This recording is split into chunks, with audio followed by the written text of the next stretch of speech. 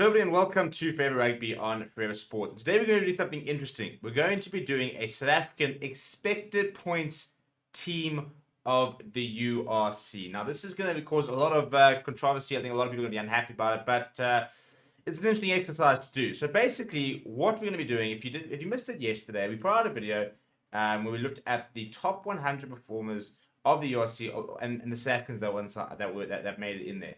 And that is all based on using this URC metric that they use to within the URC top 100. It's a stat-based metric, and it's based on expected points, basically. And it's basically talking about players who, when they're on the field, their teams are more likely to score more points. And it's lots of different things sort of feed into it. It's turnovers, it's offloads, it's tries, it's penalties won, it's passes, it's and you get good marks for good moments you have, and you get marks deducted for bad marks you have. So you often sort of see a little URC scoreboard, a scorecard type thing that sort of pops up during a broadcast. Now that's kind of the metric that we're looking to try and use. And basically what I've done is that I've gone through the entire URC top 100 and picked out all the South African players until I had enough to make a 23. And that's what we're going to be looking at today. So before we do, please do smash like on the video. Please do subscribe to the channel as well. This is what has happened when I did this process. It's a very interesting 23. And a lot of people yesterday, and I think where a lot of the controversy will come, is the lack of Stormers players, and saying, how can Stormers be, the best side in South Africa, the second best side in the competition? How can they be so good, and yet their players are performing so badly within this metric? For example, the leading point scorer in the URC actually not even the leading fly half as per this expected points metric. Now, the biggest thing is that this sort of it doesn't take into consideration I think game time that much. It's about when you're on the field, this is what you do, and it's a rating based on what you play.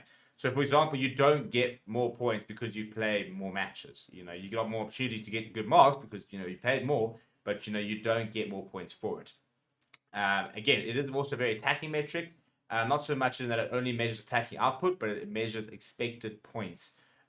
So the amount of points that you're expected to, that basically it's if this player is on the pitch versus this player, statistically his team is more likely to score points when this player is on the field compared to this player.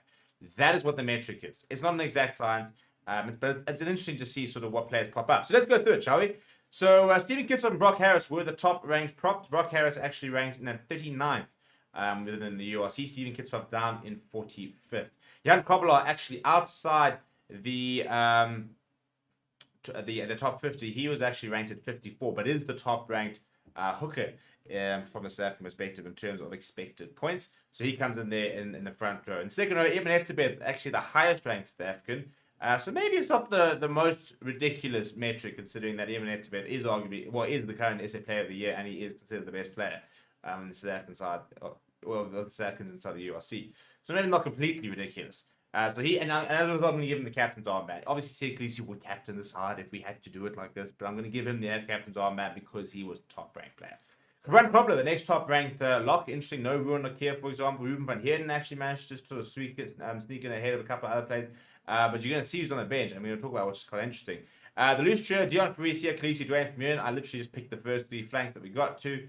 We're not going to sit here and say, the balance of the loose trio would be off because of this, because of that. That's just the top three flanks I picked. We don't really have time to sit here, and we're not exactly going to put this team out. But yeah, Deon Fourie ranked in at 21, Siya Kolisi at 27, Dwayne Vermeulen actually ranked in at 14. So he is actually the highest ranked loose forward amongst the SA players, and the third highest ranked South African. Your scrum half is the second highest ranked South African. That is Jaden Henderson, who didn't play a lot of the season due to injury. But he's currently sitting at 13th within that URC top 100 ranking. And so he is the scrum half next to his brother, who sits down in 30th, Jordan Hendrickse. Lots of expected points when he's on the field, apparently. And that maybe sort of gives you quite a good indication of how important he is to the Lions and why the Lions have really struggled without him. For example, Johnny Lombard's goal kicking hasn't been particularly good this season. Things did change when Snell and Humber started taking the goal kicks. But I think Jordan Hendrickse being a player that the Lions have missed a lot this season.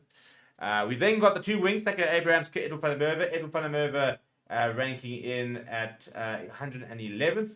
Thakir Abrahams down at 128. So quite interesting to see how it's actually a lot of forwards within this top 100. So it's not like it's, for example, you ranked high because you're winning, you're scoring try, therefore your expected points are more. It's not necessarily the case. As I said, it is based on far more than just, scoring tries, try assists, good pass, and stuff like that. But those are two wings. In the centers, Ryan Jansen from Rensburg, he ranks at 43, and I'm actually going to throw one to see the Similani in, who's ranks at 121. He's the next sort of center that ranked within the within the rankings. And then a fullback, Kurt Lawrence, who ranks at 94th. Off the bench, I've got Bismarck Duplessis, Oxenshire, and Franz Malherbe. Bismarck Duplessis, the second highest ranked hooker at 74th. Oxenshire coming in at 65th. Franz Malherbe in at 81. I think on Ernsford Rain, I've got Ernsford Rain. The statistics have gone with Ernsford Rain. He came in at 96th. Then Franco Horn is all the way up actually in 37th.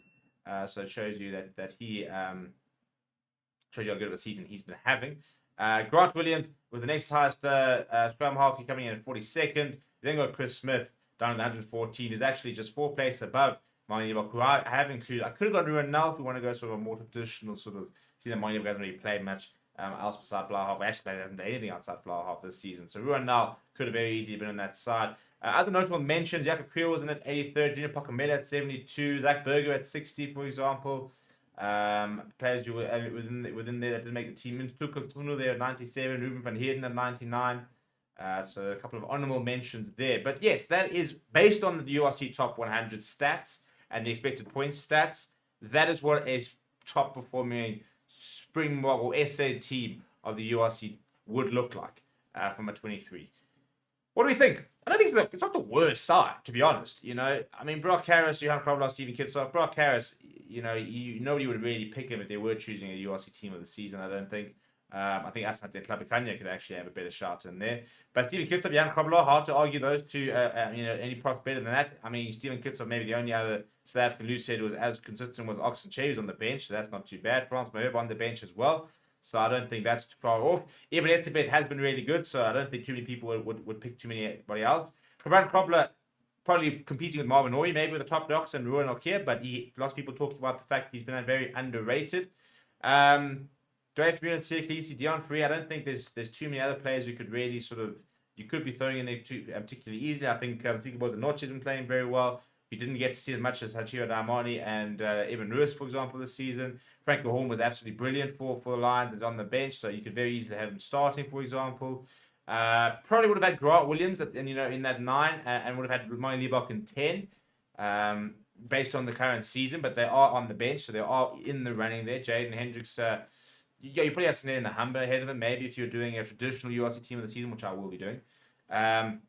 The wings are a bit interesting. Edel van der Merwe for me deserves it. Other wings, I think that you'd have to look at a Sanatla. You'd have to look at, maybe a Creel's actually played pretty well. Kanan Moody obviously played very well as well. In the centers, you wouldn't have one to see a Similani. You probably wouldn't even have Rowan Jansen from Rensburg. You probably look at 2 Stormer centers there potentially. Marius Lowe's played pretty well. And at fullback, Kurt Arnson is probably a fair pick to be fair. He's probably fair. He's probably right. Kieran Horn could have been in the next conversation, and in actual fact, he was quite high. Was quite high in the rankings as well. Let me know what you think down in the comments below. Please do smash like on the video and subscribe to the channel as well. Thank you very much for watching. My name is Steven, and I'll chat to you soon.